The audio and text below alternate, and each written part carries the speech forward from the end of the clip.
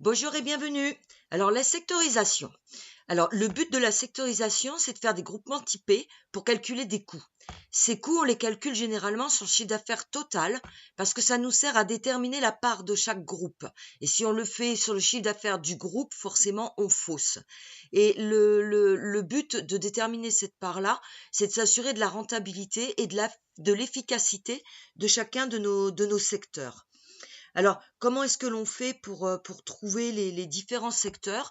Alors, ça dépend si on a de la production interne, donc une usine de fabrication par exemple, de la production externe, avec donc des chantiers à l'extérieur, ou si on fait de la revente.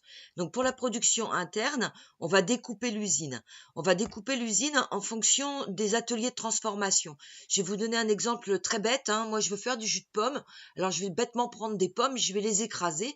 Sauf que mon jus de pomme, il aura des tas d'impuretés à cause des pépins et éventuellement de la peau.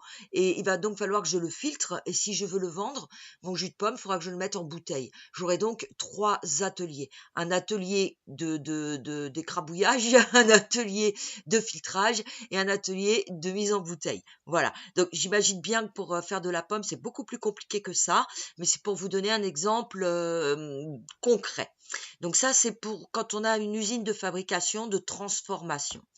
Ensuite, quand on a une production externe, on va faire des fiches de chantier en fonction de la transformation aussi. Par exemple, un maçon qui va faire des murs, il va prendre les étapes de ces murs, hein. Il y a des fondations, après on monte les murs. Moi, je sais pas trop ce qu'on fait parce que moi, je suis pas maçon, mais voilà, il va prendre les transformations.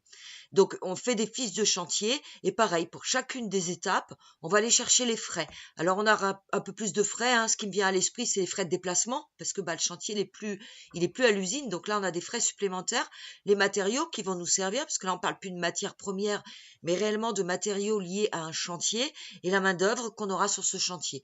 Après, vous avez peut-être effectivement du matériel des bétonneuses, enfin je sais pas, des choses comme ça qu'il faut rentrer aussi là-dedans dans un second temps. Mais la découpe, c'est par rapport aussi à la transformation, mais cette fois par chantier et non plus par rapport à l'usine.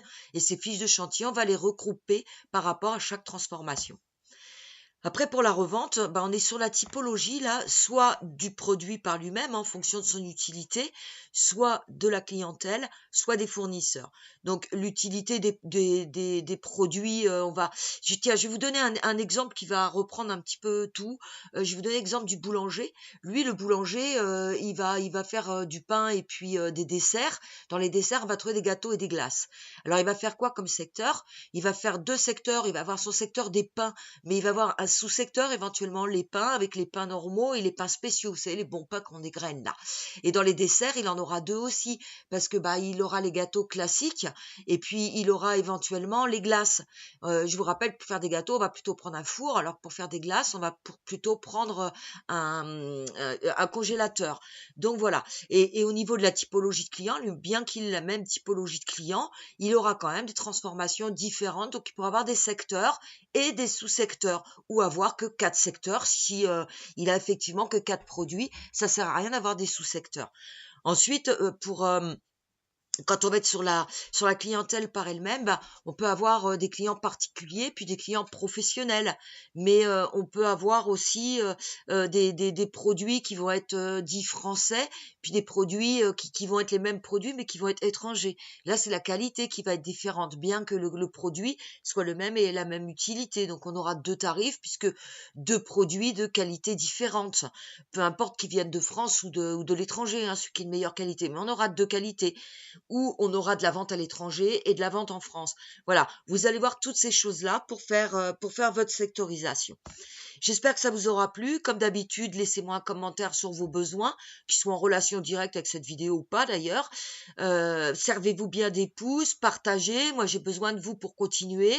Si vous voulez me contacter directement parce que vous n'avez pas envie que tout le monde voit ce que vous avez à me dire, contact@rockinou.com, mon site rockinou.fr pour aller télécharger les outils notamment et retrouver la totalité des vidéos qui sont sur la chaîne.